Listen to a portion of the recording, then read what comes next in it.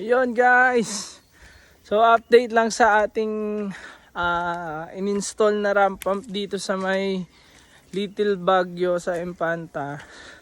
So nagmula siya sa sa elevation na 735 above sea level, yung elevation niya 735 meters above sea level.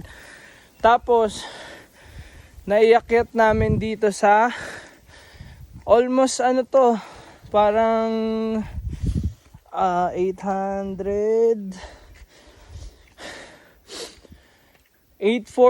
ata to.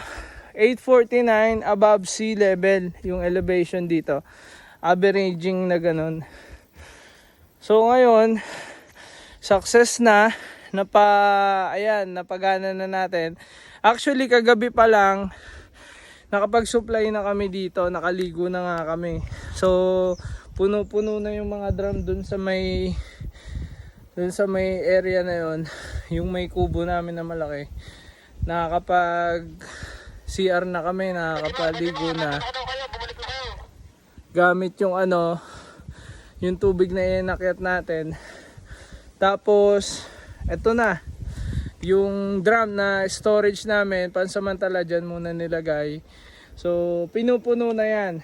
Ang estimate namin based dun sa pagsukat namin ng capacity niya, 75 liters per hour yung kaya niya yung bilis ng pagpuno ng tubig. Kaya ito 1,000 liters po yan, approximately 14 hours bago mapuno. So medyo matagal, pero ang mahalaga doon tuloy-tuloy. Kaya kapag nakaipon ka naman dyan, sa sobrang dami na yung 1,000 liters, hindi na yan agad-agad mauubos. Tuloy-tuloy pa rin naman yung supply ng tubig. Ibig sabihin yung ramp pump natin dun sa baba, sa water source, hindi po siya tumitigil, tuloy-tuloy siya. Kaya ayun, successful ang unang project natin ng ramp pump. So maliit pa lang 'yon.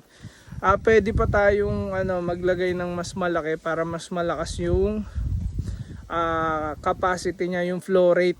Mas mabilis makapuno. So yun lang guys. Okay, goods na goods ang ating ramp pump. Success naman yung project. Ayan guys, nagpupuno na kami nitong malaking drum. So ayan yung tulo niya guys. Parang ihi lang talaga yung tulo. Mahina lang yung tulo niya. Pero tuloy-tuloy naman. Kaya tingnan nyo, halos yung drum nagkakalaman na. Mapapa 1/4 na. Saka malinis yung tubig na yan guys. Diretsa yan sa bukal. Galing bukal yung tubig na yan.